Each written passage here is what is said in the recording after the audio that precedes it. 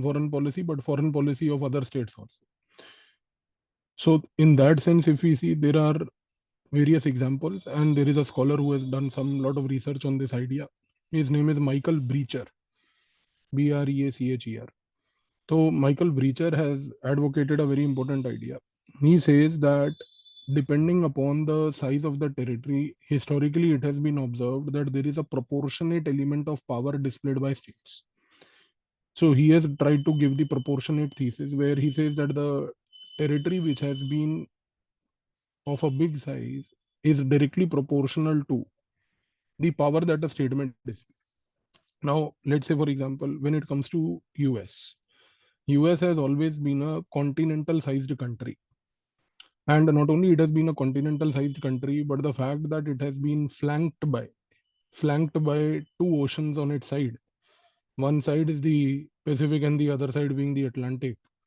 The Americans very carefully tried to display power at the naval level. And one behavior that we observe today of America is that America has been able to display power in foreign territories which are far away from their home using naval operations. So today, when we look at America and its problem with China, then one thing becomes very clear, that in order to tackle China, as we spoke yesterday and as I explained yesterday to you, that America wants to use the Indo-Pacific area to open a front against China. So for tackling that, the Americans have understood one thing, that there is no need to encircle China at the land level. See, Americans could have improvised their relations with Mongolia. They already have a deeper relationship with South Korea, Vietnam. They already have a very alliance-centric relationship with Japan. Had the Americans wanted, they could have encircled them through territories which are directly having land boundaries with China. But tackling a country having a land boundary with China is not something that the Americans in their foreign policy are capable of. So Americans have always leveraged their territorial depth. The territorial depth which has given them the leverage of two oceans on their sides to leverage their foreign policy at the maritime level. So it is in this context that Michael Breacher gives an instance that America will never find it difficult today to tackle the Chinese which are there. And more so specifically when the Americans are determined to open a front against the Chinese when it basically at the level of Indo-Pacific. And they also understand one very important thing, that is the Americans, they also understand a very important thing, that the Chinese historically have never had a maritime front. And because the Chinese have always been what we call as a middle kingdom country, where they have always perceived that they are at the center of the earth and all other countries surround China. So being that middle kingdom country, or what we call in foreign policy as the middle kingdom complex of China, middle kingdom complex it is called because China today perceives that any country outside the middle kingdom, that is outside its own existence, is a barbaric country. So China does not perceive the other countries as normal, they perceive them as barbaric. So it is in this case that the Americans are very clear with the fact that in order to tackle China, and specifically a China which suffers from the middle kingdom complex, Indo-Pacific will not be a problematic area for us. Similarly, if we take another example given by Michael Breacher here, which he talks about the case of Russia. He says when you look at Russia, historically the Russians have always been a continental power. Continental power means that they have always displayed a lot of credibility when it comes to operations on the land. But the Russians, unlike the Americans, have never had the capability to operate on the waters. So this number one explains that why today Russia wants to become a crucial member of the Indo-Pacific. This today explains the fact that why Russia wants to embrace India, so that Russia wants to leverage India to have a deeper presence in the Indian Ocean. That is why you see that today Russia is trying to have a very deep relationship, for that matter, with the African countries. Because Russians have understood that Africa's territorial depth is such that it is flanked by oceans on three sides. So engaging with Africa, specifically the west coast of Africa, east coast of Africa, will give them access to the Atlantic Ocean and also the Indian Ocean. So Russians, historically, number one, as Michael Breacher says, is a continental power. And because of that, the Russians today will never have difficulty in subduing a country at the continental level. That is why you see when the Americans, as we discussed earlier also, that in Kyrgyzstan they tried to bring about something called the Tulip Revolution. Kyrgyzstan, which is a Central Asian landlocked country, the Russians had an edge there. The Russians could immediately defeat the Americans there and their agenda there. Similarly, today when we look at the Russia-Ukraine conflict, Michael Breacher's argument is that Russia will always maintain an edge. That is why you see it is the American psyche where Trump understands that we cannot defeat Russia in Ukraine. Not that Trump does not want to fight with Russia, but he knows the reality that there is no point because the Russians will always have an edge over Ukraine. They have always been a continental power. That is why you will observe that the priority of Trump is and will be to tackle China rather than Russia. Even though when he knows very clearly that the Russians and the Chinese are allies today. Even when he knows very clearly that Russia is exactly to China what America is to Israel. So they will never try to shy away from knowing this fact, but he knows that the limitations of America is that we cannot tackle them. So the best way to ensure is tackle somebody where you have a competitive edge, where the other person is weak. So this is how number one, you try to leverage what is called as territorial depth. Michael Breacher has given these two illustrations of Russia and US, which also not only help us to explain how these countries have behaved historically, but also explain that why these countries have a specific type of foreign policy orientation today. So Chinese weakness in the Indian Ocean is basically a strength of the Americans. That is why you see the Chinese weakness is being mitigated by the attempt of China to create various bases in the Indian Ocean. They want to basically have strategic presence in the Indian Ocean. So whether it is the China-Pakistan economic corridor or whether it is the string of pearl policy or whether it is acquiring what we call as the overseas military bases like they have done in Djibouti in Africa. In every case, you will observe one common thing that Chinese are trying to catch up. But the Americans have already been pioneers here. So Michael Breacher's thesis basically helps us that how territorial depth can play a role in the foreign policy in this regard. Now we come to the next question, which says that using scholarly analysis, illustrate with examples the thesis of geopolitics and foreign policies. So see, this is a very relatively easier concept. And one of the thinkers that scholars rather we will use here is called Tim Marshall. So Tim Marshall is a very important, influential geopolitical scholar of the present times. And Tim Marshall has written multiple books also. In one of the very recent and nice books that he has written, in fact, to the students who are in the mentorship group, in the next monthly reading, I will give you one of the many books of Tim Marshall to read. It's a nice book to go through. So Tim Marshall, what he has done is basically that he argues that geography today plays a very influential factor in the way the states have their foreign policy. How does Tim Marshall explain that? So he says that sometimes what happens is that there are countries that very silently try to leverage their geographical location, but sometimes there are some countries that are very explicit about it. That is the first part of his argument. How does he explain? He says that when there are some countries which are explicit about using their geography, one such example he gives is the case of Iran. He says Iran is a very special case where Iran has always said that we are located at the Gulf location in such a manner that if you threaten us, we will shut down the global oil supplies. So they have tried to use their influential geopolitical location in this manner to position themselves as one of the threatening actors, as Tim Marshall says, in the international system. See, the problem is that the Iranians have always used this kind of a verbal threat. The verbal threat that we will try to basically shut down the global oil supplies and disrupt the global supply chains.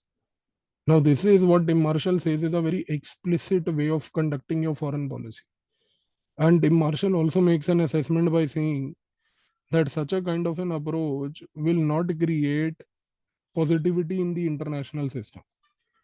Why it will not do so is because he argues that such kind of an approach will only create more insecurities in those powers specifically which are dependent upon resources from this area. So using Tim Marshall's thesis, we can now very clearly ascertain that why the Americans today have an allergic problem with respect to Iran. It's not that the Americans have never courted Iran. For that matter, if you know, Americans always courted Iran till 1979. Because till 1979, America, US, and Iran were basically allies of each other. And even though when they were allies of each other, one thing became very clear. It is only after 1979 things began to change when the Iranian Revolution happened. And after the Iranian Revolution, Iran started to leverage their geopolitical location in the foreign policy with intent of threat. And this intent of threat, specifically on a resource like oil, on which the American entire economy was dependent upon, made the Americans think that the Iranians are not just a geopolitical problem, they are a threat to our economic existence. So that is the reason why you see the Americans have a negative perception with respect to Iran today. But as I said, Tim Marshall in his thesis has also stated another thing, that there are some powers which are very subtle. Subtle means that they are very silent. They will conduct their foreign policy, which will very clearly have overtones of what we call as geopolitics, and they leveraging geopolitical location. But they will never explicitly mention. And in his book, he gives one example of Turkey. He says Turkey is one such country which is geopolitically located in such a manner that number one, it is the gateway to Asia and Europe both. Second, he says that apart from being a gateway to Asia and Europe, the other important aspect about Turkey is that Turkey is also a country which he says is just positioned at the gateway of Eurasia. So Turkey has a location which is not just crucial for Europe. Turkey has a location which is crucial for Asia. Turkey has a location which is crucial even for that matter for Russia. Because for Russia, we have spoken about this earlier, that Eurasia is their pet project. So it is in this context that one thing is very clear, that Turkey is very silently trying to use their geopolitical location to their advantage. That is why you see, even today, when we say that Turkey, as I explained earlier, that Turkey is a member of NATO. Despite the fact that Turkey is a member of NATO, which is an American alliance, Turkey has an extremely deep relationship with Russia. And the depth of relationship that Turkey has with Russia is something that irritates America. And Turkey's foreign policy today is antagonistic to American friends and allies. Turkey's foreign policy is also antagonistic to America's friends and allies. Turkey today has a deep relationship with Russia. Turkey today has a deep relationship with China. Turkey today has a deep relationship with Pakistan. All these three countries are countries that America would not want any country to have a relationship with in the present scenario. If not Pakistan in the priority, but Russia, China definitely. Yet the attempt of Turkey to do so is a clear reflection that they are at a subtle level trying to leverage their geopolitical identity. How will this manifest in the future is something to see. But also keep in mind one more thing, that when it comes to Turkey, the Turkish foreign policy is guided by the larger ambition of reviving the erstwhile Ottoman Empire. So this is where Tim Marshall takes the discussion now to. He says in his book that when we look at Turkey, the important aspect about it is that the attempt by Turkey to keep in mind a foreign policy objective with the objective that we want to revive the erstwhile Ottoman Empire proves the fact that Turkey in the near future is going to do some power assertion. And it proves the fact that Turkey will one day assert power which may not be very conducive for people who are in and around in the region. One country which will not be very happy with this will be America, because America, by making Turkey as a member of NATO, has tried to delegate Turkey to the second status of the countries, tier 2 type countries, where Turkey has indirectly accepted the American hegemony. But sir, the problem is, if Turkey today focuses on revival of the Ottoman Empire as a goal, it challenges the American hegemony. Because America would not want a regional rival to emerge in any part of the world. And Turkey becoming a regional rival of Ottoman erstwhile empire means Turkey will dominate Middle East. America has always tried to ensure that nobody dominates Middle East. Neither Israel nor Iran nor Saudi. They have made sure that all the three keep fighting with each other. So there could be a probability that in the future you will observe that Turkey might enter into a war with somebody. There is a high probability. Number one. Number two, Turkish attempt to revive their erstwhile Ottoman Empire will also create disturbances for Europe. Because if you look at the erstwhile Ottoman Empire, sir, the erstwhile Ottoman Empire territorially extended up till Spain. So if territory of Turkey extended one day up till Spain, it is bound to create some repercussions in Europe. So this is a silent way of doing things. That is why you see Turkey is today trying to participate in the BRICS summit also. It wants to have the best of both the worlds. That as a member of NATO also, it wants to take everything from the West. By being a part of the BRICS, it wants to show alignment to Russia and China also. So in every scenario, you will observe that Turkish foreign policy is a subtle example of what Tim Marshall's thesis is. Now we come to the next question, that use the scholarly analysis to illustrate with examples the thesis of historical linkages in foreign policy. The scholar here is our Indian scholar named Bipin Chandra. So Bipin Chandra, what he has done is that he has identified certain examples where countries try to leverage their history in foreign policy. When we say they leverage history in foreign policy, it basically means that their foreign policy today, their conduct today, their actions today are basically inspired by their historical past. That means a country will deliberately try to utilize its historical past to justify their present actions. First country that Bipin Chandra explains here is none other but Israel. He says Israel has tried in the United Nations to make a case that the reason why Israel need to exist is because of historical reasons where Israel as a state existed at one point of time. So no other country bigger than Israel today, according to Bipin Chandra, is a country that has tried to use historical identity to assert their existence altogether. See, this is an example of using history to showcase your existence. Then he gives the example of India. He says that in India, what we have tried to do is we have tried to say that whatever values we have in foreign policy today are the values that have emerged primarily because of our nationalist struggle and our past heritage. So number one, we say that whatever value-based foreign policy, we have talked about values, normative elements, etc. of Indian foreign policy. So he says that whatever normative elements, whatever values that we talk about in our foreign policy, today have their origin very carefully from India's national movement and also from India's past civilizational heritage. So we use a blend of the two to do our foreign policy. The third example that he gives is basically the example of Russia. He says Russia is yet another country that has always tried to say that at one point of time we had the great Russian Empire. Today, they want to basically assert the same revival of the great Russian Empire. During the time of Soviet Union, there was a semblance to that great Russian Empire. Semblance means that there was some similarity to that big Russian Empire. But after the disintegration of the Soviet Union, that great Russian Empire idea broke.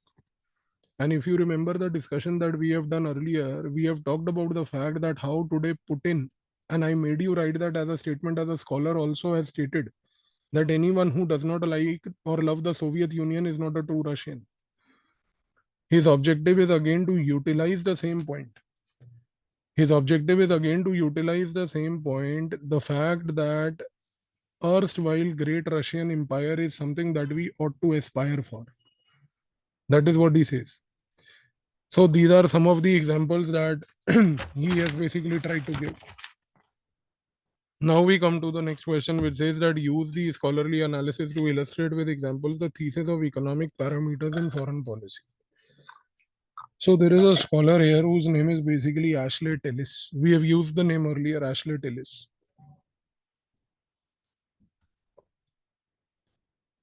So what does Ashley Tillis say? Ashley Tillis says a very important thing. He says that, the word economic parameter has a very great significance in foreign policy. His first point is this. He says that when we say that economic parameters have a great significance in foreign policy, it means that how does a country utilize the level of economic development it has in its foreign policy? This is the second argument that he places. That how does a country leverage the economic development in foreign policy and degree of economic development that they have done to leverage their foreign policy? Now, see, he has given two very important examples. One example that he gives is of China. He says that China as a country, when it wanted to improve their relationship with the West, that is with the Americans, the Chinese at that time utilized a narrative.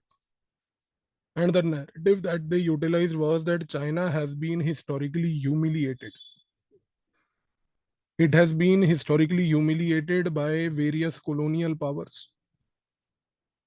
So China today seeks cooperation with the world so that it can have a rightful place in the world. He says that when China wanted to improvise their ties with the West, they were not very open, they were rather very opaque. They said that we have witnessed a century of humiliation. 1820 to 1920. China says this is the century of humiliation because it is in 1920 that finally Communist Party of China took over. So they say ki bhai, this is a 1 century of humiliation. In this 1 century of humiliation, what has happened is that as a country, our developmental potential could not proceed and progress. Then China basically, whenever in 1970s they tried to improvise their ties with the US or West, they told the Americans this, that we seek cooperation with you to overcome this number one historical humiliation of a century. We wish to engage with you not only to overcome this historical humiliation of a century, but also to claim our rightful place in the world. So using this, what he says, Ashley Tillis, that using this kind of an emotional argument, one thing became very clear, that the American sentiment became pro-China. So when American sentiment became pro-China, one thing became very clear. The Americans decided to help the Chinese. But see, the problem is that even though Americans finance the development of China, it is the same Americans today who are crying because of the development of China. Because now they have realized that the Chinese never had that intention of genuinely seeking any benefit. Their intention was to use us for the purpose of displacing us as a global power. The second example he gives is an example of India. He says India, since the end of the Cold War, has been very blunt. And he likes that. He says that I appreciate the fact that India as a country, since the end of the Cold War, is very blunt with the US, where it never shies away to say that we need the Americans for our economic growth. We need their technology, we need their expertise, we need their resources, we need their finance for our economic growth. So he says what is happening here is that today India's economy integrating with the American economy is an attempt by India to not only seek its own economic development but contribute vice versa to the development of US. So in a way, India's developmental story, number one, is not like the Chinese. Number two, he very importantly says that India today does not threaten China. That does not threaten US, sorry. He says why India does not threaten US is because he says that unlike China, which has an intention to displace US as a global power, India does not have that kind of an idea. India does not have that kind of an intention.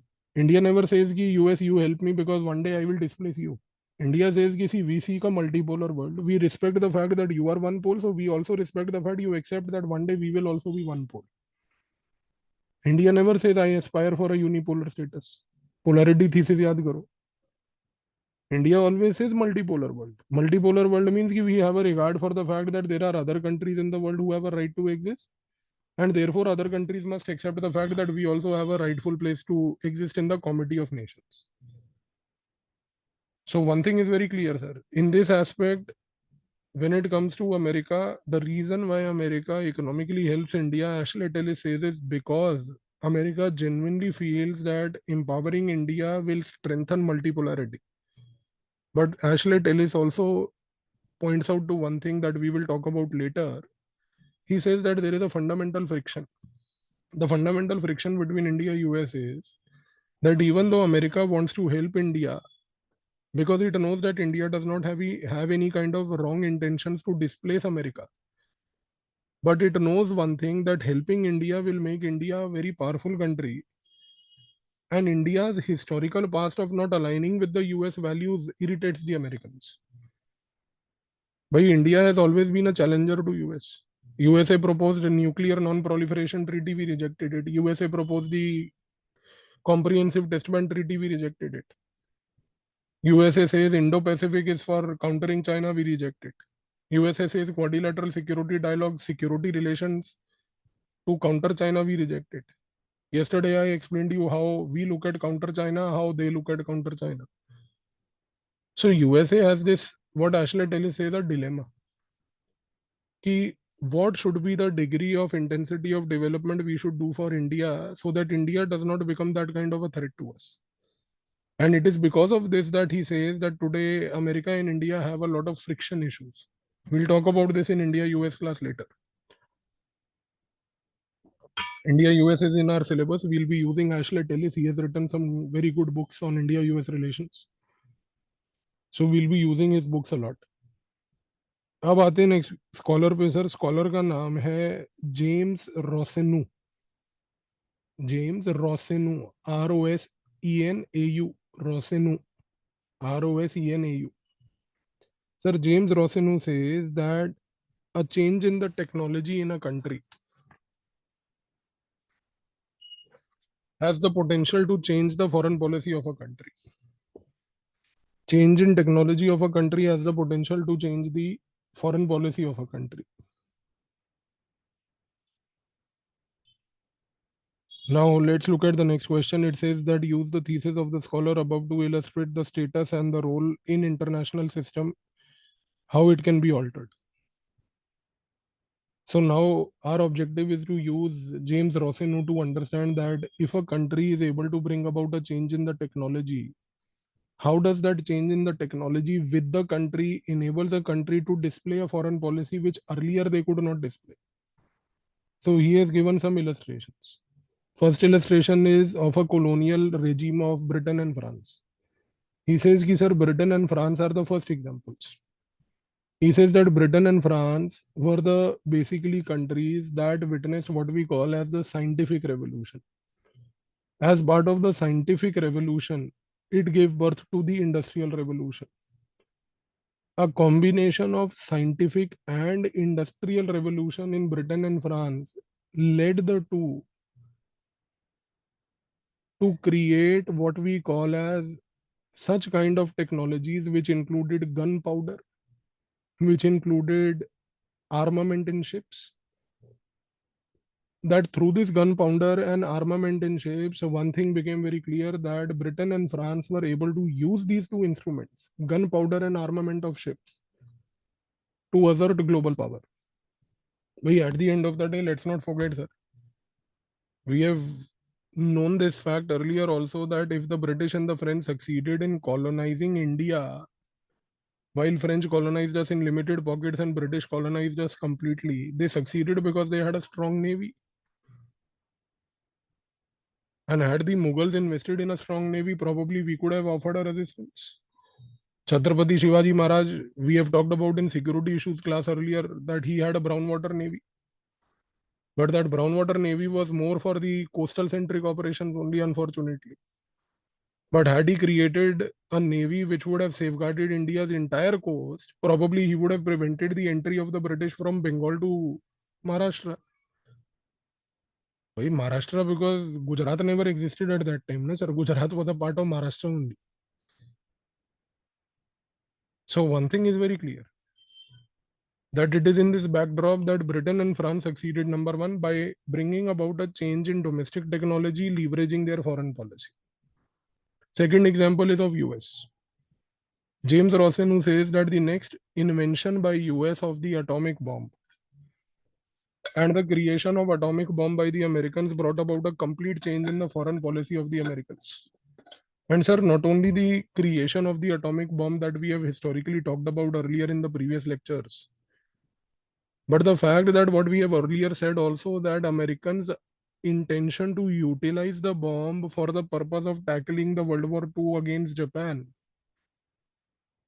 where the message was not to be given to Japan, but the message was designed for China, Russia. That had the potential to alter the global equations. Because let's understand one thing. America created the nuclear weapon. America dropped the nuclear weapon. The intention to drop the nuclear weapon on Japan was to use Japan as a shield. The message was to be given to Russia, China, that we will not tolerate your kind of belligerence in the future. What happened as a consequence? Because of America doing this activity, the global political equations changed, because we have talked about it in our syllabus earlier, that it created the arms race. Russia tried to catch up, China tried to catch up, and eventually it led to global arms proliferation at the nuclear level. When we talk about proliferation, which we were discussing yesterday, sir, ironically, the biggest global proliferator of nuclear technology is none other but the US. Had they just developed the weapon but not used it on Japan, the history of the world would have been different. Probably merely having the weapon, not using it on Japan, would have never compelled at least the Chinese to develop one. Maybe Russians would have developed the one because they wanted to counter the American and had parity with them. But at least Chinese would have never developed. Now imagine if Chinese would have never developed, because of China, Pakistan would have never got a weapon. And if China, Pakistan never had a weapon, probably India would have never created a weapon. History of the world, as I said, would have been very different. So one invention of technology, one utilization of technology has the potential, as James Rosen who says, to influence foreign policy at a permanent level. Getting the idea?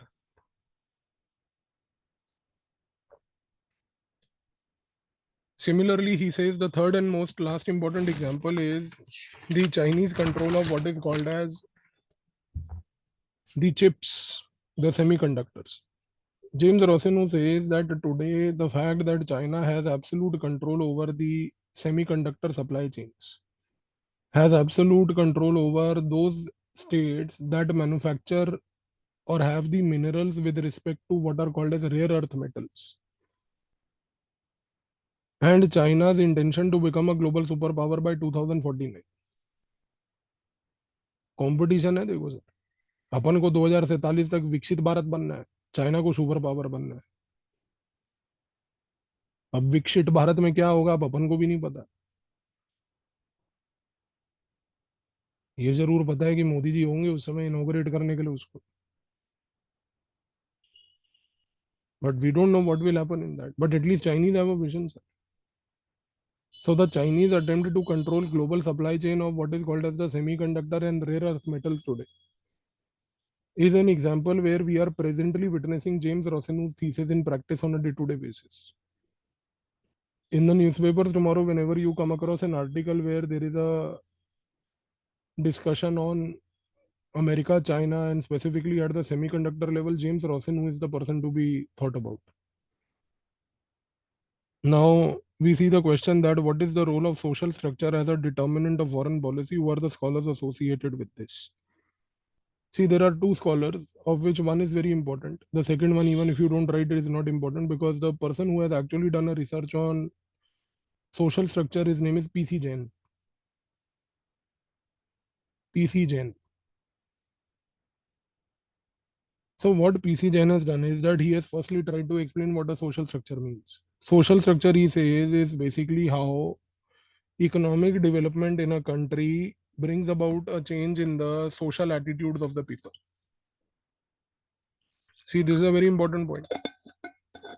He says that economic development done by a country has the potential today to bring about a change in the way the people think about the society per se.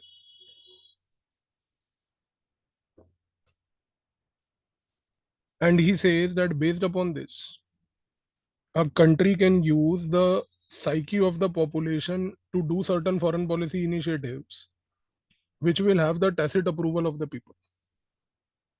ध्यान से समझो जो बोल रहा है वो अपना देसी आदमी है, पीसी जैन, पर भारी बात कर रहा है वो, बाहर पढ़ के आया था, चौधरी चरण सिंह यूनिवर्सिटी में होता तो आज उसका नाम यूज ना कर रहे होते हैं। पीसी जैन क्या बोल रहा है?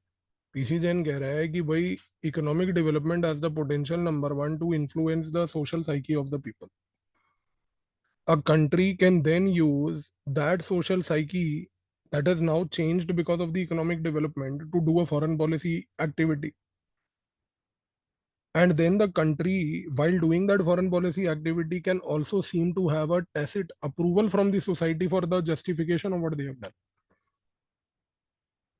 By, for example, PC Jain in his book, he says, number one, that when India became independent, the psyche of the people and the government tried to make sure that they create a social structure in the society where people are deliberately told about the fact that India has fought a hard earned freedom struggle. And the fact that people were deliberately time and again told that India fought a hard won freedom struggle enabled India's foreign policy to support freedom struggles in different countries abroad. So when India stood for anti-colonialism as part of non-alignment, it had the tacit approval of people. When India supported anti-imperialism, it had the tacit approval of people. When India supported anti-apartheid abroad as part of non-alignment, it had the tacit approval of people. Because the psyche of the people was such over a period of time that India, if it is doing this, it is right. It is right. Now, similarly, PC Jain gives another example. He says that in 1971, when Indira Gandhi intervened to basically create Bangladesh, by that time, the psyche of the people already that had been molded by Indira Gandhi was that India is a self-sufficient country, sir. And being a self-sufficient country domestically, it has the right to safeguard its territory and sovereignty. Something like this was not possible in 47, sir. That is why, according to PC Jain, our response in 1947-48 war with Pakistan was not as it could have been in 71. As it could have been in 71. But he says that by 71, the general thought process of the people was that we are a self-sufficient society. And being a self-sufficient society, we have the capability to ensure security of our territorial integrity and unity. Attempt to threaten our territorial integrity and unity shall be met sternly. Creation of Bangladesh had a tacit approval of people, bearing few Gujarati people who went to jail during the 1971 struggle. We don't know they were participating from which side. Modi ने कहा था कि मैं jail गया था 1971 के दौरान. यार हम तो लड़ाई को सपोर्ट कर रहे थे. हम तो बेसिकली बांग्लादेश को लिबरेट करने का स्ट्रगल कर रहे थे. जेल तो उस समय जो जा रहे थे वो पाकिस्तान के लोग जा रहे थे, खास करके जो वेस्ट पाकिस्तान के लोग ईस्ट पाकिस्तान में थे. तो मोदी ने कहा कि 1971 के दौरान मैंने भी जेल में समय बिताया. तो मतलब मोदी वेस्ट पाकिस्तान के बिहाफ पे उस समय शायद लड़ रहा था, तभी तो उसको जेल हुई. वरना जेल क्यों होगी आप सोचो. इंडिया अगर बंगालियों को सपोर्ट कर रही है तो बंगाली के खिलाफ तो हम कोई एक्शन ले ही नहीं रहे सर, हमको तो उनको फेवर कर रहे हैं. आप समझ रहे हो. इसीलिए उसने एक कमेंट ये भी दिया था, एक बार आपको याद होगा, कि जब मैं छोटा था तो मैं कोलकाता की मेट्रो में राइड भी करने गया था. मात्र 36 ईयर का छोटा था मैं. अब उम्र में छोटा था या कुछ और छोटा था, अब वो क्या बोलना चाहते थे अब वो वही जाने, बट उन्होंने ये बोला कि मैं छोटा था 36 साल का जब था, जब मैं गया था. तो हम मोदी जी ऐसी अगर डबल मीनिंग बातें करेंगे बड़ा खतरनाक हो जाता है. थोड़ा सा एक, मैंने आपको कहा ना कि sir mental stability of a person having nuclear weapon command in his hand making statement like these very dangerous for the country. मानसिक तौर से आप सोचो कि कितना डेंजरस है ये। हाँ बिल्कुल, गौरव जी ने सही कहा कि आफ्टर ऑल नॉन बायोलॉजिकल है हमारे लोकप्रिय नेता। मुझे जयराम रमेश जो है वो कांग्रेस वाला, वो बिल्कुल अच्छा नहीं लगता। जयराम रमेश आपने देखा होगा, टीवी पे आता है ना Jairam Ramesh. I don't like that person as human being also. मतलब he's a very arrogant man and whatsoever. But one thing that I really like about him is that for the last 4 months, whenever he makes a statement, he says that honorable non-biological prime minister. It's very right. That's how he ought to be addressed. I mean, he only said this. तो ध्यान रखो इस चीज का। Then PC Jain gives a third example. PC Jain says कि sir, when India in 1998 conducted a nuclear weapon test, it conducted that nuclear weapon test with complete clarity of the fact that India has a right to defend itself. Psyche of the people was to support that man. इसीलिए आप देखो कि sir when 98 nuclear test happened, ironically there was no protest in our country. Thankfully not even the communists also protested. They never did though. Otherwise communist को तो एक मौका चाहिए कि सरकार कुछ कर दे और हम क्रिटिसाइज कर दे। हाँ, हिंदू न्यूज़पेपर ने क्रिटिसाइज किया था अपने को, आप 98 के आर्काइव्स निकाल के देख लो। वो तब परेशान हो गया था, जैसे कि मतलब वाजपेयी हिंदू न्यूज़पेपर की मम्मी को उठा के ले गए थे न्यूक्लियर टेस्ट करने के लिए। कई बार इन लोगों को ऐसे दर्द होता है, पर ठीक है चलो क्या कर सकते। But the fact of the matter is this sir, there was a social support, there was a social structure that supported this. Now I will give you another example. This example is not what PC Jain says, but you can coat in the exam that since 2014 PC Jain की book जो है ना sir, वो 2002 में आई थी, तो उसके बाद वो अपडेट नहीं है, और उसके बाद कोई ऑथर ने सोशल स्ट्रक्चर के ऊपर किताब नहीं लिखी है इंडिया में। तो हमें पीसी जैन की थीसिस और अंडरस्टैंडिंग को बिल्ड करके फिर आगे के एग्जाम्पल खुद बनाने हैं।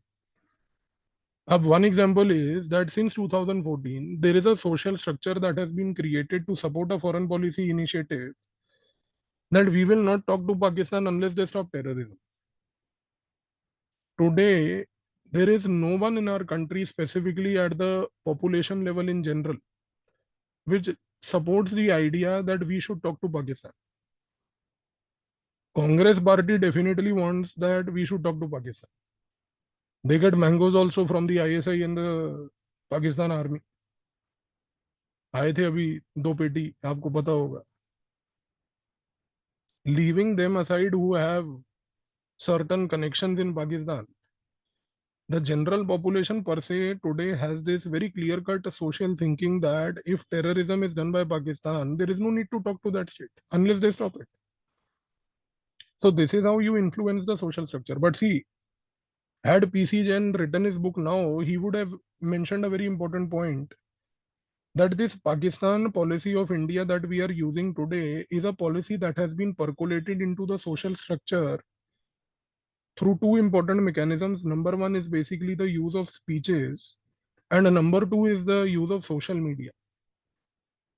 Speeches of the Prime Minister and other dignitaries. अब देखो एग्जाम में तो डिग्निटरी लिखना ही पड़ेगा ना, चाहे जो मर्जी बोले उसको हम। The fact of the matter is कि भाई by the speeches of these kind of people,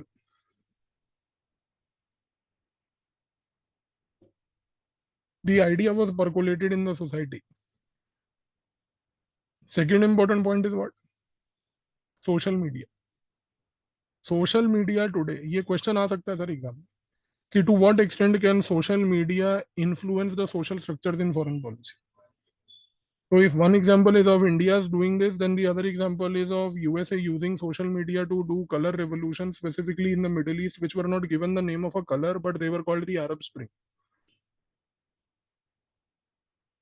Similarly, another case of Bangladesh, where the entire protest was manufactured through social media, leading to the removal of Sheikh Hasina.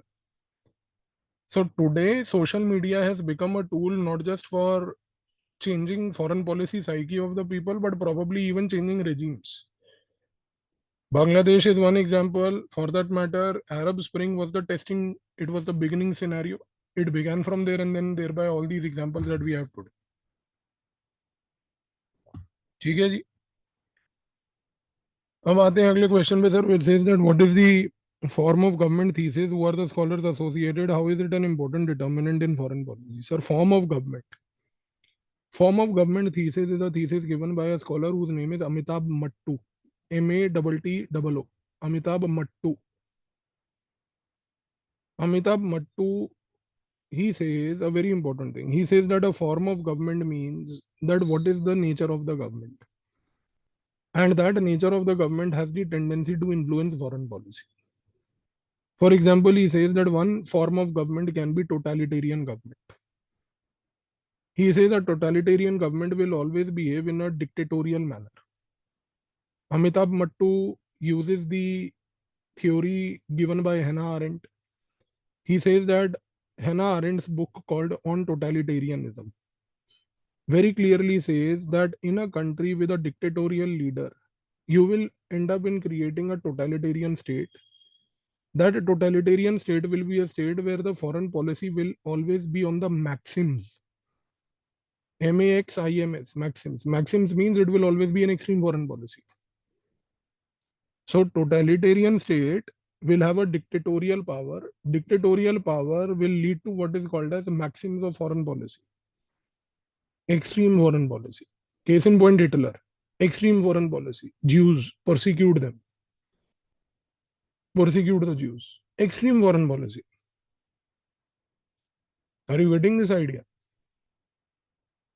Then Amitabh Mattu also says another thing. He says that the other example can be what is called as democratic governments. A form of government can be democratic. For example, US.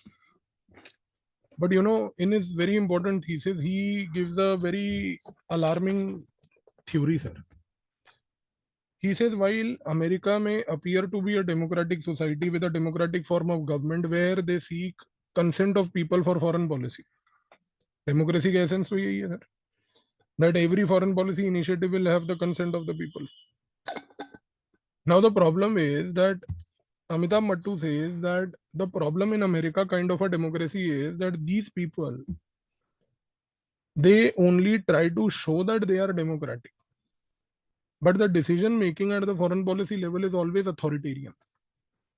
By for example, today, if America is such a big democracy, let's take a simple case where America today stands with Israel against the, Hamas.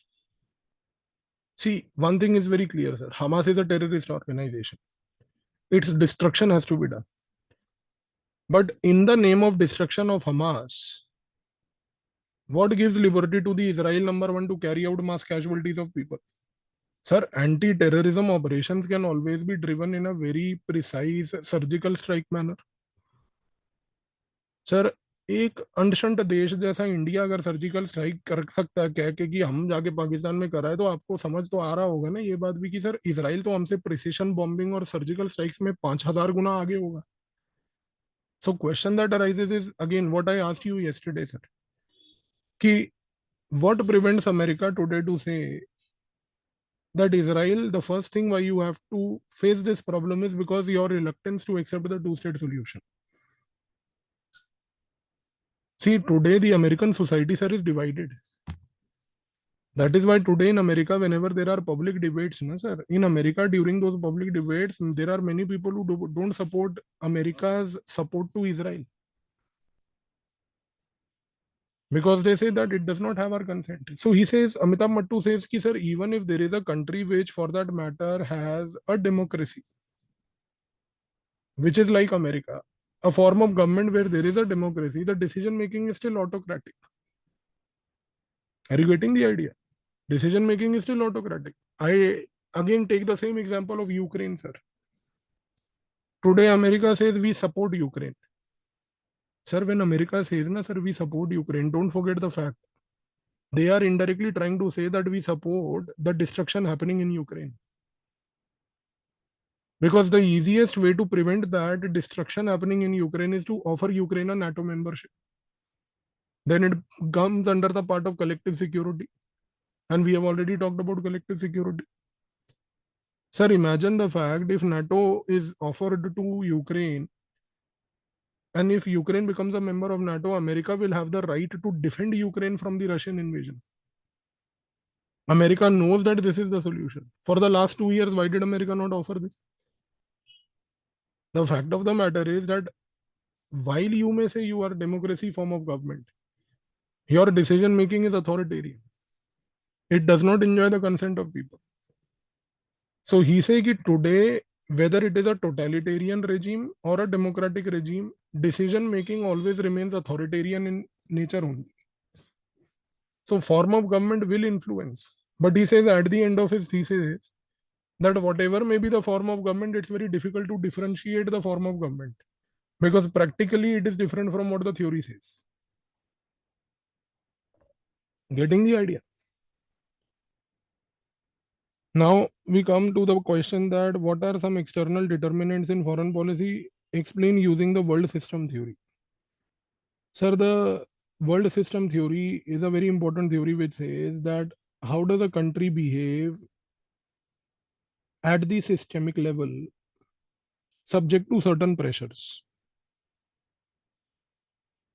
How does a country behave at the international level subject to certain pressures in a simple language? For example, when there was Cold War, we had a bipolar world, communist versus capitalist. India's behavior at that time was non-alignment. So, subject to the international pressure applied upon India to either embrace capitalism or communism, India adopted the non-aligned path. Since the end of the Cold War, for 1 decade after the end of the Cold War, there was a international pressure upon India to accept the unipolarity of US. India at that time went into what is called as reclusive mode, RECLUSIVE, reclusive mode. From non-alignment to reclusive mode. Reclusive mode means that India at that time at the heart knew that I cannot support US and its unipolarity. But India at that time also very clearly stated another important thing that come what may, we will not explain our choice. We will rather remain quiet. Reclusive, not respond. But it is at the end of the decade of the post-Cold War that starting from early 2000s, India started very clearly championing the idea of multipolarity. So under the international system today, which is of the age of uncertainty, why we say it is an uncertainty? Because there is a power called US. There is hardly anybody near US. But there is US which is not in a position to assert its hegemony, what it was able to assert at one point of time. So US was there, US is there, US remains the one of the very powerful countries. Nobody is there today to reach even nearby US, specifically at the military level. But the fact that nobody respects that military power of US, and yet USA has to witness global challenges, puts the world into uncertainty. And in this uncertainty, India's path is very clear that even if the world is uncertain, we stand for a multipolar world. And that is why you will now understand that as per the world systems theory, India's attempt to offer peace to Ukraine, India's offer, what we said earlier, to tell Israel to exercise restraint, India's offer to tell China that please follow the international rules and UN clause in South China Sea is an attempt to reduce this uncertainty while asserting multipolarity. All these three are examples to reduce uncertainty and yet promote multipolarity. भाई uncertain world है, बार बार conflict and Wars हो रहे हैं. So India's policy is minimize in the world system, minimize the uncertainty, maximize the options of multipolarity. Getting the idea? So one thing is very clear. World systems theory will witness the greatest stress when it comes to what is called as the uncertain world. Because in an uncertain world, the system will always be in a disequilibrium. And this disequilibrium in the system will never be stable. So it will create problems. So countries have to create their own paths to mitigate the uncertainties. Now there is a scholar, sir. His name is J. Bandyopadhyay. J. Bandyopadhyay. His thesis is that political parties play an important role in articulating the foreign policy. They play an important role in articulating the foreign policy. Now see the next question. Using the thesis of the above scholar, that is J. Bandyopadhyay, examine the role of ruling elite. So ruling elite here basically means the role of political party. See, every political party today has an ideology. However, today in the emerging, आप पूरी sir के साथ ये point पढ़ोगे when he will teach you political ideologies. ये मैं इसलिए भी बता रहा हूँ बिकॉज अभी वो पॉलिटिकल आइडियोलॉजी की बुक को मैं प्रूफ रीड ही कर रहा था परसों, वो प्रेस में जा रही थी, तो मेरे को एकदम ये पॉइंट भी याद आया. In the time period when political ideological space becomes too crowded, some political parties adopt ideological neutrality. But in India, if you see, beta, one thing has been very clear, that the dominant political space has been occupied by political ideologies of the Congress, which is on the left centrist, communists, which are purely leftists, and BJP, which is purely rightist. So political ideology in India, the space is basically blocked by leftists, communists, left centrist Congress, and rightist BJP. In an scenario of overcrowded political space, there may be a probability that an emerging political party might come up with a situation where it has no ideology. One example of this thesis, there are two scholars who actually in political ideology have given this thesis. We don't use the scholars here. वो आप पढ़ोगे पूरी sir के साथ. One example of this is the Aam Aadmi Party.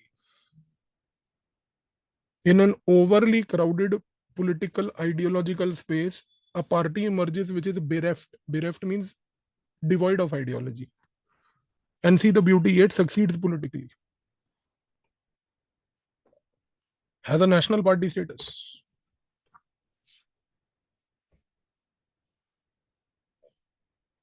फरवरी में दिल्ली में चुनाव है सर 2025 में.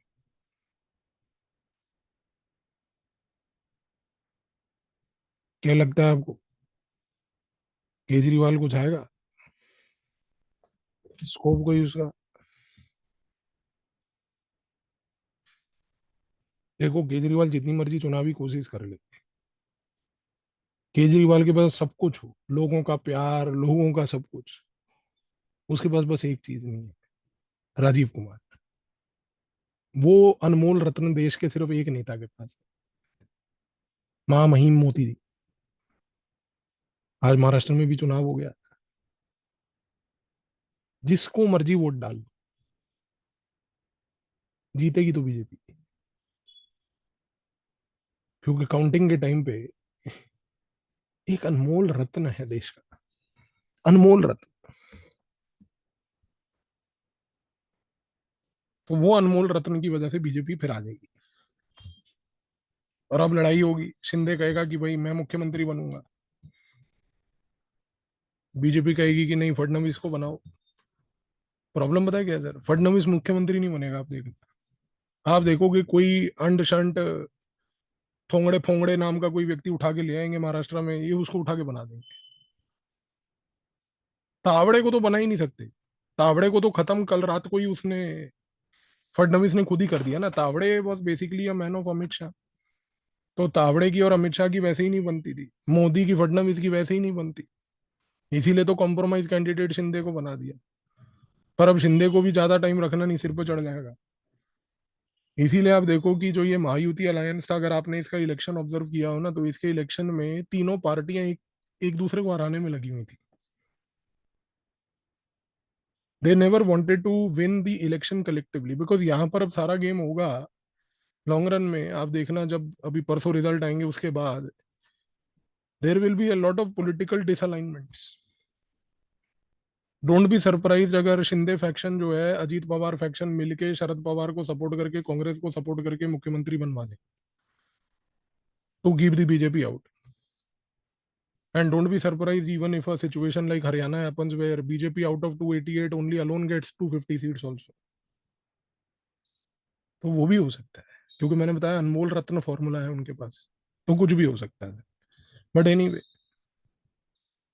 तो एक तो पॉलिटिकल आइडियोलॉजी का ये कॉन्सेप्ट याद रखो. अच्छा, अब देखो यहाँ पर जे बंदोपाध्याय की थीसिस ये कहती है कि the dominant political space in India has been occupied by the BJP and the Congress. So he says that the Congress policy with respect to foreign policy has been very clear. Congress policy is that India needs a development support, and India should use that development to showcase that it is a emerging power. See, please understand this. बेटा ये जो point बता रहा हूँ ना, ये आगे बहुत काम आएगा. India needs development support. India has to do development. Using that development, it has to showcase to the world that see it's a credible emerging power. So work hard. This is the Congress way of thinking. The BJP says no, no, no. India has already arrived on the world stage. India must start taking proactive role on the world stage.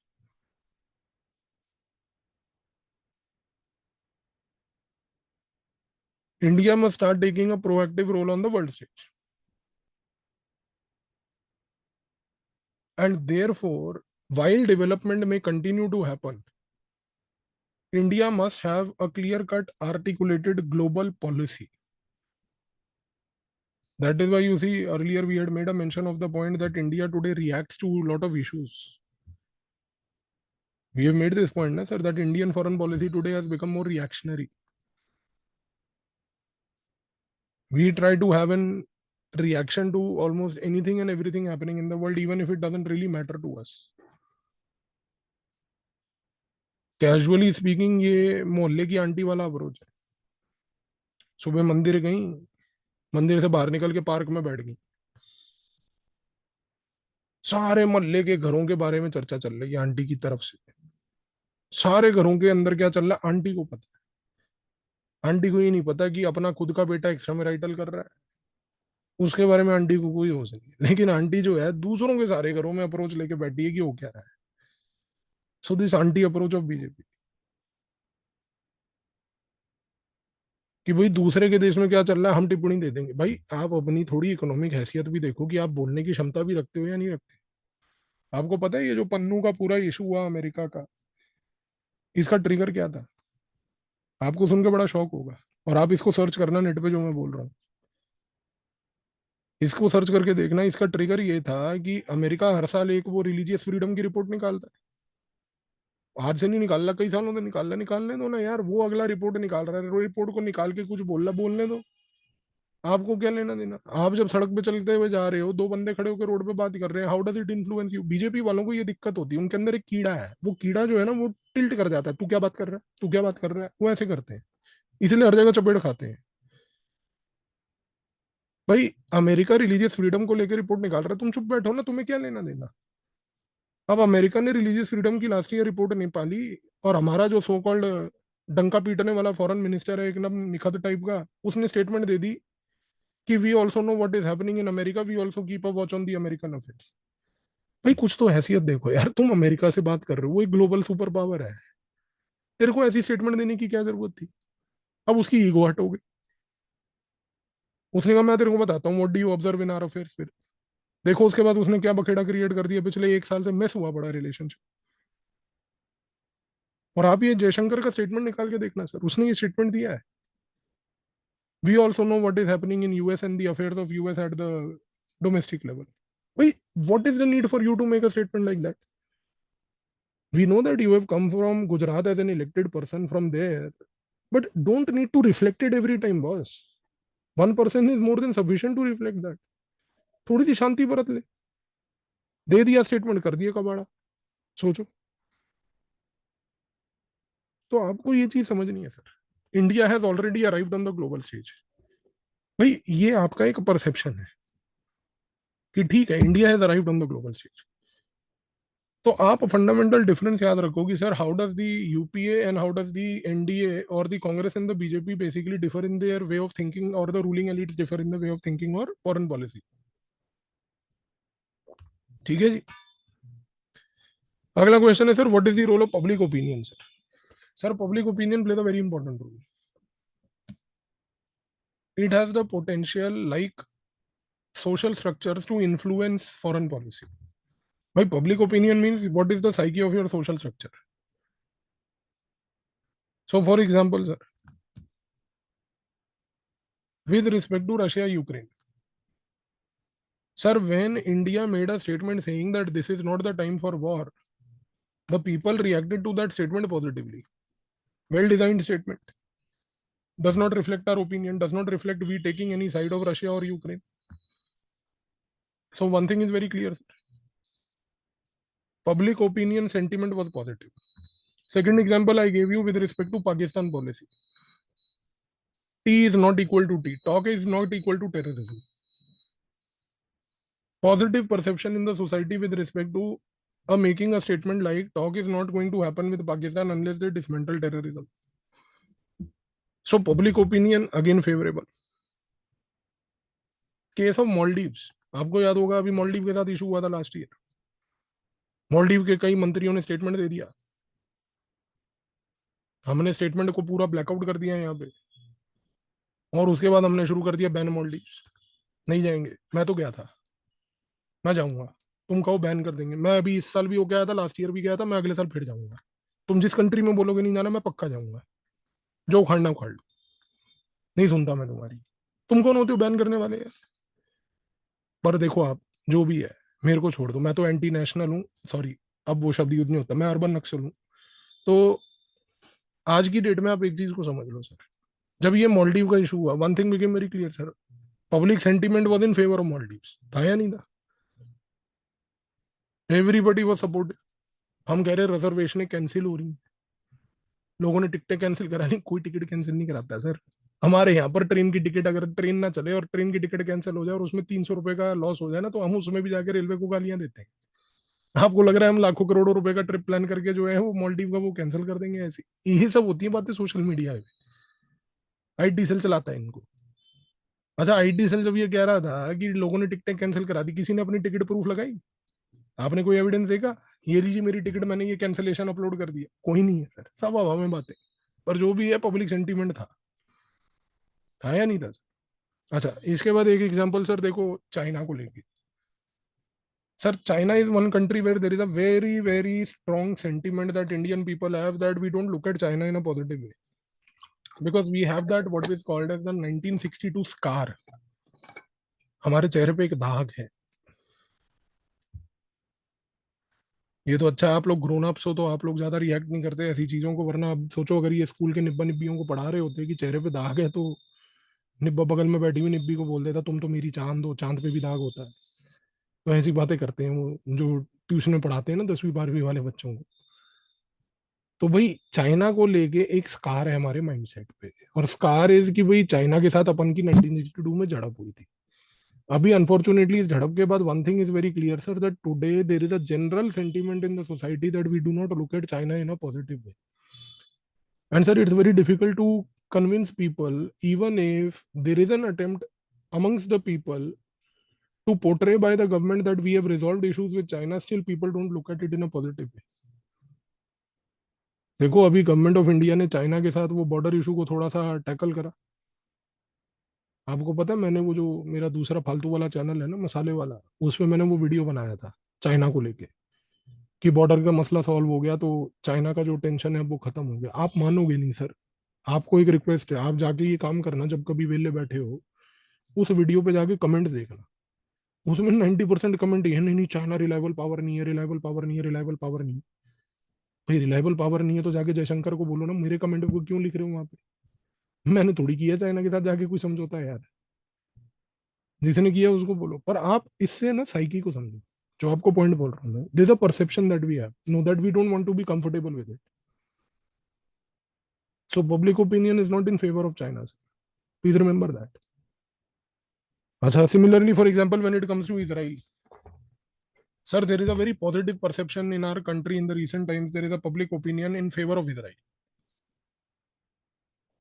Sir unfortunate point is कि Israel को जो हम आज की date में favour कर रहे हैं वो कोई गुडनेस की और मोरालिटी की वजह से नहीं कर रहे।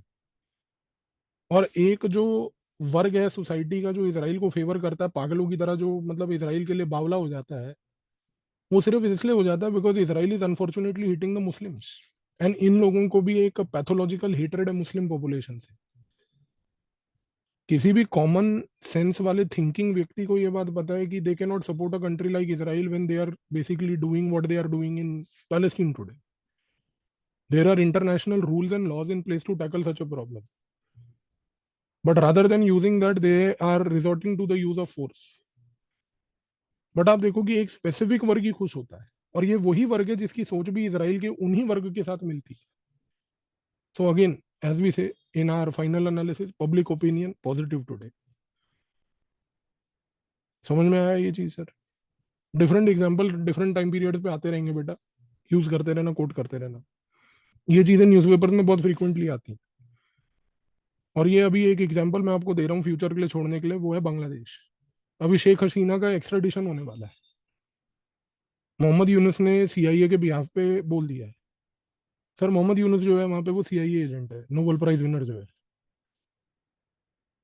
तो उस बंदे को यूएस ने बिठाया वहां पर और उसको ये बात बोल दी है कि तेरे को एक्स्ट्राडिशन करना है। अब इंडिया इस चीज को कैसे हैंडल करती है, ये बहुत बड़ा टेस्ट होगा हमारी फॉरेन पॉलिसी। और उस समय आप पब्लिक ओपिनियन देखना फिर। अब उस समय हम एंटी मुस्लिम बात तो कर नहीं पाएंगे सर, क्योंकि शेख हसीना भी मुस्लिम है, उसको आप सपोर्ट कर रहे हो और बाकी मुस्लिम्स को आप अपोज कर रहे हो, तो ये तो आप कर नहीं सकते। तो हमारी भक्तजन टोली जो है उस समय क्या रिएक्ट करेगी, वो देखने वाली चीज होगी। तो आप देखना थोड़ा जो डिजिटल पत्थरबाजी होती है वो कैसे होती है। चलो अब देखते हैं अगली चीज सर, डू प्रेशर ग्रुप्स। देखो attitude of people can never shape foreign policy बेटा, attitude of people can only support और रिजेक्ट फॉरेन पॉलिसी। शेपिंग की पावर नहीं होती है सर। क्योंकि किसी भी कंट्री में, अभी हमने बात करी ना कि form of government Amitabh Mattoo, कि वेदर इट इज डिक्टेटरशिप और whether it is democracy, the decision making is still authoritarian. So considering that foreign policy is always going to be shaped by very few actors, the influence of the people is almost next to impossible. They can only support or reject. Only support or reject. That is the least they can do. हाँ, attitude of leader will come. We will talk about that. अब आते हैं पहले इस चीज पे कि sir, do pressure groups as social institutions in the Indian context help in foreign policy? Is it difficult to determine the extent of influence exercised by foreign lobbies on foreign policy of India? Elaborate. Sir, let's understand one thing, beta. When we talk about the word pressure groups, see, pressure groups is a phenomena where we look at it in the Indian foreign policy context through the prism of what we call as the NRIs. Are today NRIs, which are the never returning Indians, these are basically the people who are primarily the so-called pressure groups. First thing. Why are they pressure groups, sir? Because they try to influence politics of the domestic state where they reside. So India has tried to often leverage the NRIs or the Indian diaspora, but please refrain from using the word diaspora. मैंने जानबूझ के NRI बोला, आपको पता है क्यों? मैं अभी आपको बताता हूँ. India tries to use the NRIs to influence those countries and their policies in favor of India. Case in point, US. Sizable chunk of Indian community. That sizable chunk of Indian community also has a presence in the electoral process of US. No political party today can try to negate the Indian community. Case number 2 is Canada. Sizable chunk of Indian community. No political party can neglect. The fact that Justin Trudeau has been losing support of the Indian community has led him to adopt a foreign policy what he has adopted. अच्छा, Canada को लेके ना, खैर हमारे क्योंकि syllabus में India Canada तो है नहीं, बट पॉलिटिकल साइंस में कनाडा को और इंडिया के रिलेशनशिप को कैसे देखना ना, मैं एक क्लास ले लूंगा आपके साथ, एक छोटी सी क्लास में भी किसी दिन लेके ना, हाफ एन आवर 45 मिनट्स की, to just explain you that even though there are countries which are not in our syllabus, but how do you use them and see them through political science so that you can at least utilize those thoughts elsewhere to those countries which are in the syllabus, because Canada is a mirror to US. तो वो मैं आपको एक बार सिखा दूंगा किसी दिन, मतलब थोड़ा सा जब अपन रिलेटिवली फ्री हो जाए एक बार इकोनॉमिक्स से इस हफ्ते, फिर मैं करा दूंगा आपको, ठीक है? मे बी संडे सुबह अपन फ्री हैं तो ले लेंगे क्लास, मेरे को रिमाइंड करा देना एक बार अगर होता है तो। ये चीज है। अच्छा, अब देखो मैं ये आपको कह रहा हूँ कि एनआरआई, अच्छा why did I say not Indian diaspora sir? Why Indian diaspora is not used as a pressure group is despite the fact that Indian diaspora has been living in those countries for a very long period of time, is because sir those people have lost historical connect with India. So those people today do not wish to act as pressure groups. They rather perceive themselves as what we call as distant Indians. जैसे कि भाई ठीक है, मतलब हमारे historical root थे, but we don't want to do anything for India because India has not done anything for us. So their perception is कि fine, we live in this country, we are citizens of this country, we might have Indian historical roots, so it's okay. So these are people who cannot act as pressure groups. Let's take the example of Kamala Harris, born out of a mother who was a person from Indian origin from Tamil Nadu. Sir, she just highlighted the fact that my mother is from Tamil Nadu. But the fact that she never used it as a leverage to improvise the ties with India proves that we could not leverage that as a pressure group. आप समझ रहे हो? We could not leverage that as a pressure group. So understand this. अभी अपन लोग खुश हो रहे हैं वो तुलसी गब्बार्ड को लेके, तुलसी भाभी आ गई, तुलसी भाभी आ गई। एक तुलसी भाभी अपने यहाँ पर कम थी, अभी जो दूसरी तुलसी भाभी आ गई वहां पे कुछ नहीं करेगी आपको देखना इंडिया को लेके, सब हवा वाली बातें हैं कि नहीं तुलसी भाभी आ गई, अब देखना वो डायरेक्टर नेशनल इंटेलिजेंस बन गई, अब जो है वो भारत के खिलाफ कोई कॉन्स्पिरेसी नहीं होनी देगी, वो सच्ची सनातनी है। कुछ ना है भाई साहब, वो बीफ खाती है। अगर पता चल गया ना यहाँ पे लोगों को, तो आधे लोग वैसे ही पागल हो जाएंगे। बट चलो, वॉट एवर इट इज। अच्छा, अब the question here that is important is कि do foreign lobbies influence our foreign policy? अभी तो अपन ने बात करी प्रेशर ग्रुप्स की। प्रेशर ग्रुप में मैंने आपको समझा दिया sir, NRI works, ID does not work, Indian diaspora doesn't work. Third part here is lobbies. Sir, foreign lobbies do influence our foreign policy. One very big example of this is the arms lobby, sir. The American arms lobby, the French arms lobby, the Israeli arms lobby, in a very big way, has historically had influence over India's foreign policy. Russian arms lobby. Russian arms lobby. They have had a very big influence. That is one thing. Second thing is, sir, oil producing companies, specifically oil producing companies which are state owned enterprises. State owned enterprises in Saudi Arabia, Iraq, Iran, Kuwait. Sir, all these countries, Saudi Arabia, Iran, Iraq, Kuwait, they have nationalization of oil. Oil is under the national state control, sir. And they today influence a lot over India. Sir, when India voted against Iran way back in 2006 and 9, Iran at that time threatened to stop oil supply to India. Though Iranian supply of oil to India, even if they would have stopped, it would have not mattered to us because we would have balanced it from Iraq, Kuwait, and Saudi. But the fact that, sir, there is an oil lobby that can be used against us anytime to cripple us is something that we must be very careful about. Because we have still not developed alternatives to oil today. Third important point here is, sir, key cultural groups. See, these cultural groups are more prominent with respect to our neighborhood, beta. And more specific, if I point out in the neighborhood in Nepal. Sir, India and Nepal have a Hindu relationship which binds the two societies. We call that Hindu relationship as the roti beti culture. Sir, roti beti culture means a very close relationship where Nepali people often give the brides to Indian males also. and Indian people go to Nepal to earn their bread and butter. So we have a deep familial type of relationship with the Nepali people. And there are various cultural groups in Nepal that have a lot of influence in India. And you'll be surprised to know, sir, that our RSS from India is also very popular in Nepal. It is very popular in Nepal, sir. For that matter, RSS has been also trying to open up some branches from Nepal as a base on behalf of CIA, even in Lhasa in Tibet also, amongst the Buddhists who are there. How much they will succeed is dependent upon the American support, but this is how the cultural lobbies play an important role. ठीक है जी. अब next चीज पे आते हैं. Next चीज जो है वो बड़ी इंपॉर्टेंट है बेटा यहाँ पे. भाई north east tribes and Tamils will not be under this discussion because those are diasporic groups. That is the first thing.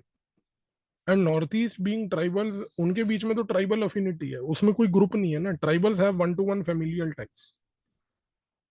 Corporate groups with respect to India don't exert that influence. Don't exert that influence that they can change our foreign policy. Corporate groups exert influence to change our domestic policy, not foreign policy. उनको हमारे यहाँ पे धंधा करना है यार, business करना है, वो बिजनेस पॉलिसी को इन्फ्लुएंस करेंगे. उनको फॉरेन पॉलिसी से क्या लेना देना. जेफ बेजोस आपको फोन करके सिर्फ ये कह सकता है कि जीएसटी लाओगे तो अमेजोन आएगा. एलोन मस्क फोन करके आपको ये कर सकता है कि पूरे इंडिया को ट्विटर से बैन कर दूंगा अगर स्टारलिंक को आपने अप्लाई नहीं किया है यहाँ पे. और ये होगा अभी, आप देखना. इसीलिए तो अंबानी इतना परेशान है, क्योंकि अंबानी ने बोला यार पूरा ऑप्टिकल फाइबर 5G मैंने जियो बनाया भाई, अभी स्टारलिंक आएगा, सैटेलाइट इंटरनेट लाएगा, मैं तो ठप हो गया. इस मामले में जो आप देखो कि एयरटेल है ना sir, Airtel for that matter, and जो उसका ओनर है ना सर, वो क्या नाम है उसका, I don't remember the name of that fellow, the owner of Airtel, Bharti something, Mittal वित्तल whatsoever that fellow. That Mittal fellow is a very enterprising fellow. उसको ये पता था कि इंडिया में वैसे भी टेलीकॉम का कोई फ्यूचर ही नहीं है. उसने पूरी अफ्रीकन मार्केट कैप्चर कर रखी है. ईस्ट अफ्रीका में Airtel is the biggest player today. आप सोचो कितनी सरप्राइजिंग बात है. ईस्ट अफ्रीका में Airtel is the biggest. East Africa बोल रहा हूँ सर, ईस्ट अफ्रीका में एक कंट्री नहीं, ईस्ट अफ्रीका, पूरी ईस्ट अफ्रीका बिगेस्ट प्लेयर है वहां पे. अंबानी को मालूम ही नहीं, वो खंड भी खा रहा है बैठ के, उसको समझ ही नहीं आ रहा. अभी देखो क्या वो खंड भी में कीड़ा आ गया, दांत में फंस गया, दांत टूट गया. कीड़ा क्या था? Elon Musk. वो बोल रहा है स्टारलिंक चाहिए भैया. अंबानी का धंधा खत्म. अब सोचो, ये तो शुक्र है कि एलोन मस्क के आने से पहले लड़के की शादी कर दी, वरना अंबानी के बेचारे के पैसे ही नहीं होते लड़के की शादी करने के लिए. कैसे करता? और लड़का कितना हैंडसम और सुंदर है, सोचो. अब आते हैं इस क्वेश्चन पे sir, what is the role of parliament as an institution in foreign policy. Parliament has been able to check the foreign policy deviation on the part of the government and has been quite successful in representing public opinion at the time of war and crisis through debates and deliberations. That has often forced the government to modify its foreign policy. Explain. देखो sir, parliament is an institution of representation of social structure at a formal level. पहले तो इस नजरिए से याद रख लो कि भाई what is parliament. Representation of social structure at a formal level. Second thing is parliament as an institution is social structure checking the government. Social structure means psyche of the people checking the government. अब आते हैं इस point पे सबसे importantly कि sir जो government की deviations हैं फॉरेन पॉलिसी में या फॉरेन पॉलिसी में पब्लिक ओपिनियन है, उसको कैसे देखा पार्लियामेंट एज एन इंस्टीट्यूशन में. तो there are few case studies we can use here. The case study number 1 is the case of China sir. Since 2020, there has been a long debate that there has been a lot of land grab by China. These allegations were substantiated by various people who were serving in the military. You remember there is a person by the name of General Narwane. You remember I told you once that he has written a book very importantly where he very categorically mentioned about why Agniveer scheme was created and why Adani was sitting in that meeting to actually create that scheme. And you know, that book again has been banned from India. It's not available only. वो book को release ही नहीं होने दिया। सोचो आप। But Narwane in his book only had made this very startling claim that there has been a huge chunk of the Chinese territory which has been Indian territory which has been intruded by China, and China has undertaken land grab. And that is the reason why, sir, there was a huge public opinion molded by the opposition in the parliament to ask the parliament and in the parliament to the government to clarify about the land grab. So parliament may opposition raised this issue of the land grab. Government was compelled to respond.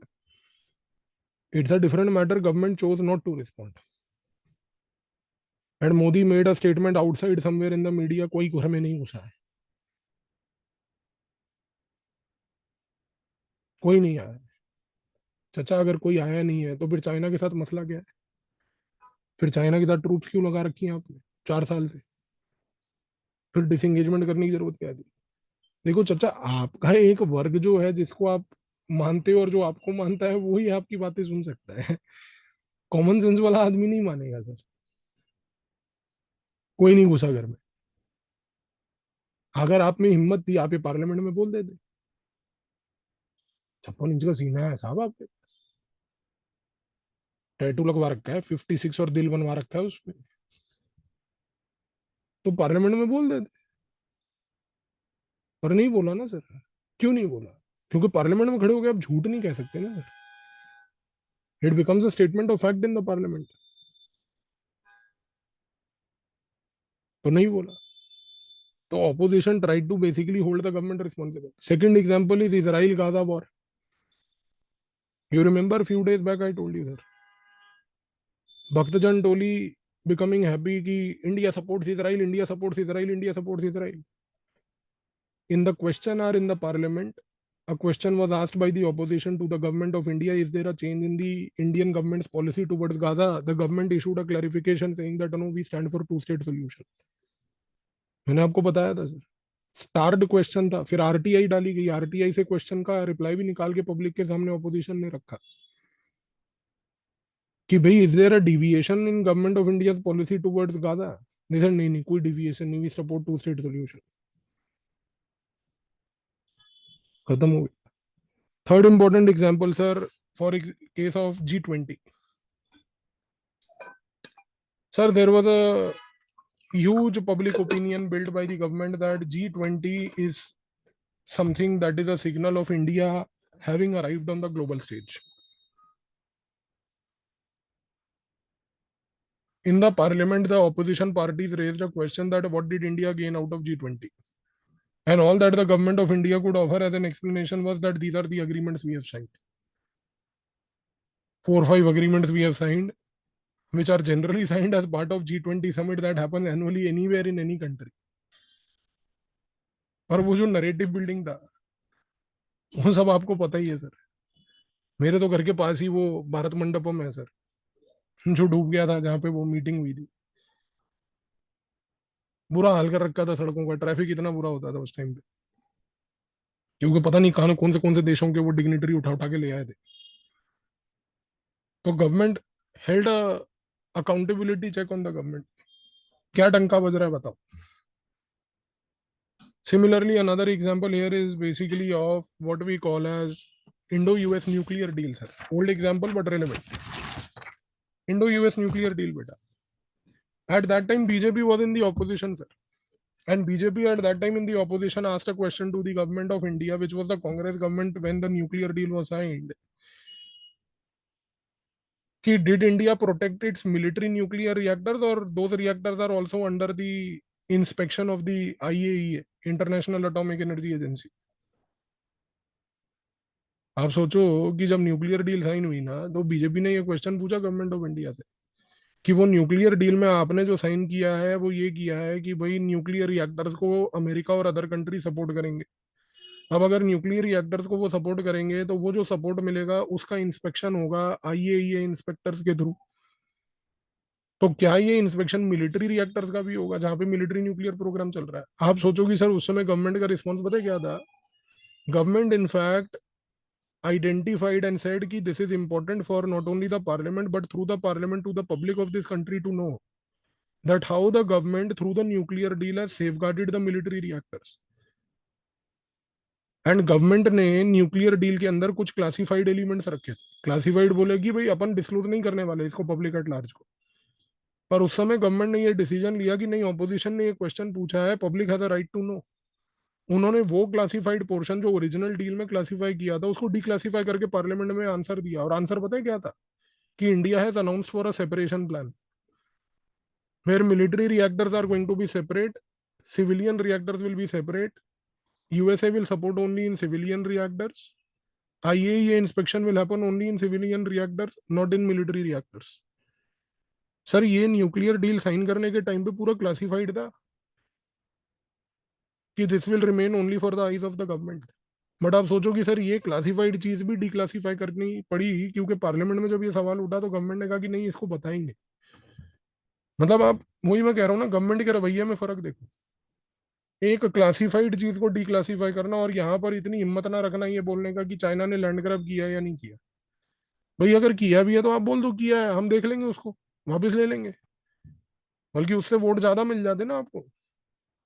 मैं कसम खा रहा हूँ कि आपकी territory वापस लेके आऊंगा. ऐसे अगर वो बोल दे तो यूपी बिहार की जनता तो मतलब अपने दिल पे चाकू मार ले. मोदी मोदी पर नहीं बोला सर. फर्क देखो sir, there is a difference in the way they think. Sir कभी जीवन में टाइम मिले ना, ऑनेस्टली बताऊं, इन लोगों की अगर फितरत जाननी है ना तो एक किताब है. किताब का नाम है सर हु किल्ड जस्टिस लोया. कभी पढ़ना है, कभी पढ़ना. मैं आपको बता रहा हूँ भाई साहब, आपका दिल रोएगा. मैं आपको ईमानदारी से बता रहा हूँ सर, मतलब आपकी रूह कांप जाएगी. इतनी डिस्टर्बिंग किताब है सर. और उस बंदे ने ये हिम्मत करी है, वो जस्टिस लोया के बेटे ने, कि एक एक आईएएस आईपीएस ऑफिसर का नाम लेके बोला है उसने कि ये थे जो उस समय काम कर रहे थे इस नेक्सस में, इस नेक्सस के. और सर उन आईपीएस ऑफिसर्स का आप नाम और आईएएस ऑफिसर्स का नाम कभी डाल के गूगल पे देखना, you will be shocked. Many of them became heads of such institutions where they never deserved those institutions in the recent last 4 5 years. फर्क है सर, सोच मैटर करती है सर. मैंने आपको हमेशा बोला ना सर कि there was a BJP which was a very different BJP during the time of Vajpayee sir versus the BJP that we have today. But anyway sir, whatever the difference is, आपको इन्हीं का अगला राजीव कुमार बनना है. तो अब आते हैं कि sir cabinet's role is neither overwhelming nor decisive in the foreign policy making. Sir cabinet as an institution in India, let's understand very clearly, beta, has played a very limited role. Foreign policy in India has mostly been prime minister driven. So prime ministers have often assumed that the cabinet generally supports their decisive policy. Number one. Number two, a very important point to be kept in mind is कि because in India we have had very few situations where prime ministers came with coalition support. Very few situations where prime ministers came with coalition support. Only during those instances we saw that cabinet had to be taken into consideration. And even in those times we saw that whatever the prime minister had decided, the cabinet generally supported. And whenever we had strong governments which were non-coalition, cabinet was neither consulted, and even if consulted, it was assumed that it syncs with the larger thought of the prime minister. So let's take an example. Number one, Nehru. Sir, during the time of Nehru, his decision not to use air power against China in 1962 is something which is very debatable today. That people question that why did Nehru not use, what is called as the air power against China? Had India used air power at that time, our air force would have been stronger enough to give a decisive answer to China.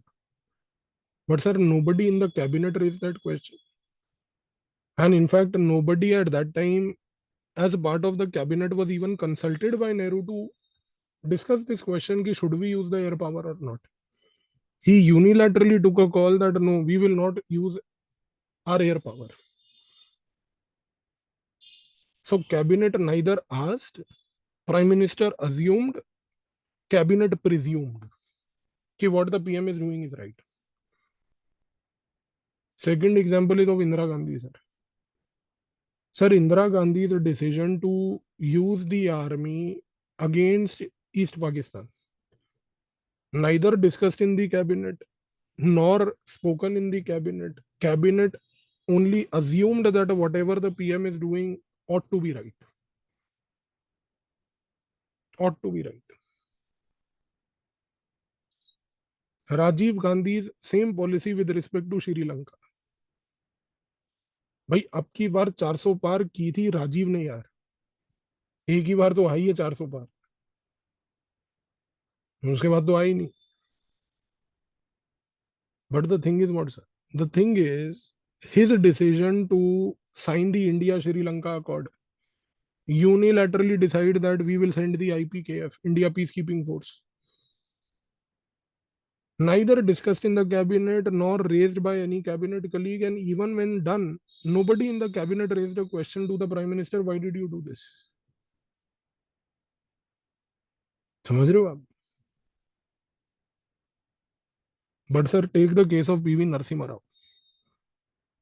He wanted to decide on giving a formal relationship to Israel.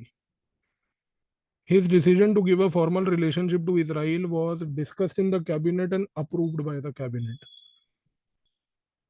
Weak prime minister, based upon coalition support, not a very strong central government. Clearly indicates cabinet had to be consulted, but because Narasimha Rao had already made up his mind to improve relation with Israel, cabinet supported. I.K. Gujral, his decision to stop the covert operations in Pakistan. He asked the cabinet said yes. Though it is a different matter that the intelligence agency refused. More powerful than the cabinet. प्रधानमंत्री होगा तू अपने घर में,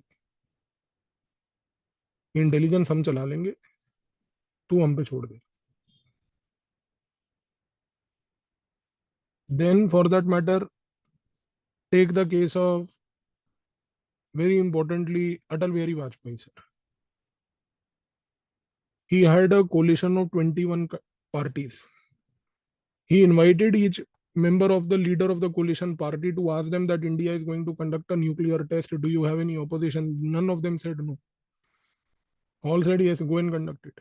And therefore, despite the fact that many of the 21 partners had many different ideologies also, but nobody came under the impression that we have to say no to the national security issue of nuclear weapon. Complete consensus of coalition partners. बाकी अपने Modi ji cabinet छोड़ो, मतलब यही नहीं पता कि उनके सिवाय अगला है कौन. 1.5 लोग सरकार चला रहे हैं, एक मोदी जी, आधे अमित शाह, पूरे तो है नहीं वो. तो ये चीज समझ लो सर. यहाँ तो कैबिनेट का तो कोई मतलब ही नहीं होता, मतलब मीटिंग भी होती है या नहीं होती हमें ये भी नहीं पता. मीटिंग अगर होती भी है तो उसमें सवाए चाय समोसे के इसके सवाए होता क्या वो भी नहीं पता.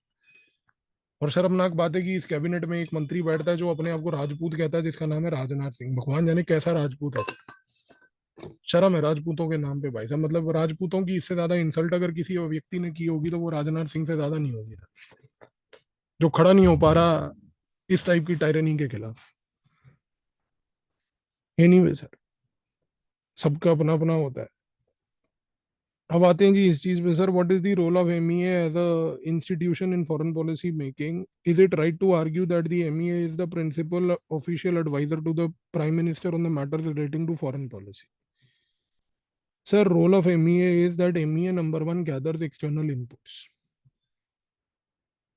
through their embassies and ambassadors posted abroad.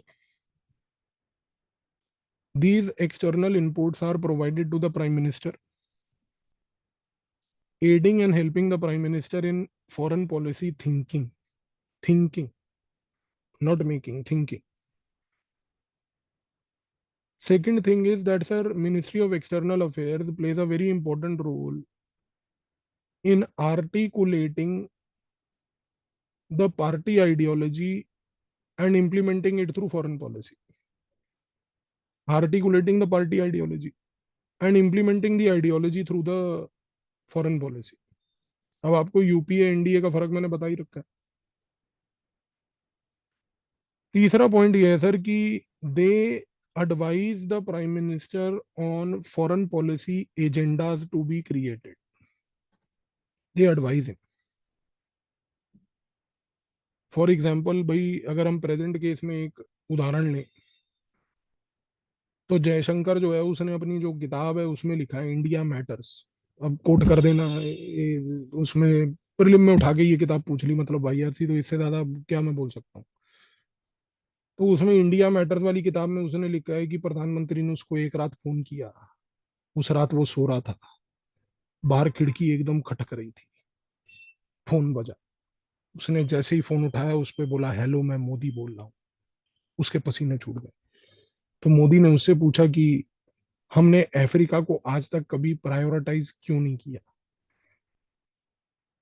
तो जयशंकर ने कहा कि सर हमारी फॉरेन पॉलिसी से अफ्रीका निगलेक्ट हुआ है. तो मोदी ने कहा कि अफ्रीका में कितने देश हैं. तो जयशंकर ने कहा कि सर 54 देश है. उसने कहा तैयारी करो, मैं सब में जाऊंगा. तो जयशंकर ने कहा कि सर सारे 54 देशों में हमारी एम्बेसी नहीं है, तू जाएगा कहाँ पे, चुप कर आराम से बैठ. जहां पर एम्बेसी है वहां जाना, जा नहीं जाना मत जा. पागल कहीं का, सब में जाऊंगा. घूमने की पड़ी पूरा दिन सुबह से रात, निब्बा. तो ये चीज उसने बताई कि किस तरह प्रधानमंत्री को उसने इनपुट दिया कि फॉरेन पॉलिसी का जो एजेंडा होना चाहिए अफ्रीका को लेके वो प्रायोरिटाइज किया जाए. और फिर प्राइम मिनिस्टर ने उसके बाद अफ्रीका के टूर चालू करे, अफ्रीका के हेड ऑफ द स्टेट्स को बुलाया, और फिर अफ्रीका इंडिया की फॉरेन पॉलिसी में एक बहुत बड़ा प्रायोरिटी एरिया बन गया. तो लिख देना यार, ये चेक करने वाले भी वही होंगे, खाकी वाले. यही किताबें रटवाते हैं उनको व्हाट्सएप पे पीडीएफ दे देके. तो एग्जाम्पल लिखोगे तो शायद 2 नंबर फालतू दे देगा. आका को कोट कर दिया आपने. तो ये चीज क्लियर है सर कि एमईए डेफिनेटली एक प्रिंसिपल ऑफिशियल एडवाइजर है. वो एक्सटर्नल इनपुट्स देती है, एजेंडा को बनाने में मदद करती है, और तीसरा की सर पार्टी आइडियोलॉजी को एग्जीक्यूट करने की मदद करती है. तीनों चीजें करती है. ठीक है जी. अब आते हैं अगले क्वेश्चन पे, जो छोटा सा ही क्वेश्चन है कि what is the role of PMO in the foreign policy making. तो बेटा रोल ऑफ पीएमओ ये है कि sir PMO number one works very closely with the MEA to get the agenda vetted. WETTED sir, vetted. क्यों? इसका मतलब ये है कि सर एजेंडा वेटेड का मतलब ये होता है कि अगर मान लीजिए पीएमओ ने एजेंडा बना लिया, तो वो एमईए को दिखाती है कि भाई ये हमारी फॉरेन पॉलिसी के साथ सिंक कर रहा है या नहीं कर रहा. तो पीएमओ नंबर वन ये करती है. Number two sir, what PMO does is that it often takes officers of the Indian foreign service and posts them in the PMO. तो वो फॉरेन सर्विस के ऑफिसर्स को लाके पीएमओ में पोस्ट कर देती है. इससे वो ये इंश्योर करती है बड़े इंपॉर्टेंटली कि जो भी कोऑर्डिनेशन एमईए पीएमओ के बीच में होगी वो सब्जेक्ट स्पेशलिस्ट, करियर स्पेशलिस्ट के थ्रू हो. तीसरा sir, PMO with respect to foreign policy ये करती है कि sir it organises PM's tours. तो प्राइम मिनिस्टर के जितने भी डिफरेंट कंट्री में टूर होते हैं, उस कंट्री की एम्बेसी के साथ हमारे वहां पर कोऑर्डिनेट करना, अम्बेसडर को बोलना कि भाई डिनर वगैरह ऑर्गेनाइज करना है तूने, केटरिंग का काम करा लो, अच्छी केटरिंग करा लो, थोड़े पर्दे वर्दे अच्छे लगवा लेना, टेबल पे अच्छे कवर होने चाहिए. मैंने आपको एक बार बताया था ना सर कि मैंने वो राजीव महर्षि जी जो हैं हमारे, उनसे एक बार बात की थी, बिकॉज उनका सिलेक्शन हुआ था इंडियन फॉरेन सर्विस में, पर उन्होंने ज्वाइन इंडियन एडमिनिस्ट्रेटिव सर्विस करी. फिर इवेंचुअली वो राजस्थान के चीफ सेक्रेटरी, उसके बाद इंडिया के यूनियन होम सेक्रेटरी, फिर फाइनेंस सेक्रेटरी, और फिर उसके बाद कंट्रोलर ऑडिटर जनरल बन के रिटायर हुए अभी 2020 में. तो मैंने उनसे पूछा, मैं कहा सर आपका परसेप्शन फॉरेन सर्विस का, तो उन्होंने यही बात बताई, कहते यार वो बेसिकली इंडियन केटरिंग सर्विस है। उसमें सिर्फ अम्बेसडर का काम होता है कि केटरिंग करवानी है, खाने अरेंज करने हैं, डिनर अरेंज करने हैं, लंच अरेंज करने हैं। कोई आपके मान लो एम्बेसी में कोई इंडिया का मिनिस्टर चला गया तो उसका टूर एंड ट्रैवल का काम करना है। तो बेसिकली उन्होंने कहा कि कुछ डिप्लोमेट का इसके सिवाय कोई बेचारे का काम होता नहीं है वहां पे। फिर मैंने जो अपने पुराने 4-5 सालों से विद्यार्थी जो फॉरेन सर्विस में सिलेक्ट हो रहे थे उनसे भी पूछा, तो ऑफ द रिकॉर्ड उन्होंने भी कहा कि बात तो यही है सर, हम करते तो यही है। तो मैंने कहा कि फिर तुम किस लिए गए थे इसमें, तो कहते कि सर बस थोड़ा पॉलिटिकल प्रेशर कम होता है, कोई काम वाम नहीं होता, बैठ के अपना सुबह से रात नेटफ्लिक्स देख ली, चिल मार लिया, चिप्स खा लिए, कोक पी ली बस। तो मैं कहा चलो ये भी अच्छा है यार। तो आप डिसाइड कर लो सर सर्विस प्रेफरेंस। फॉर्म में तो भरनी पड़ेगी, देख लेना। इसके साथ सर तीसरी चीज जो पीएमओ करती है बेटा वो है कि it ensures execution of the foreign policy and also monitors, it monitors very clearly the implementation.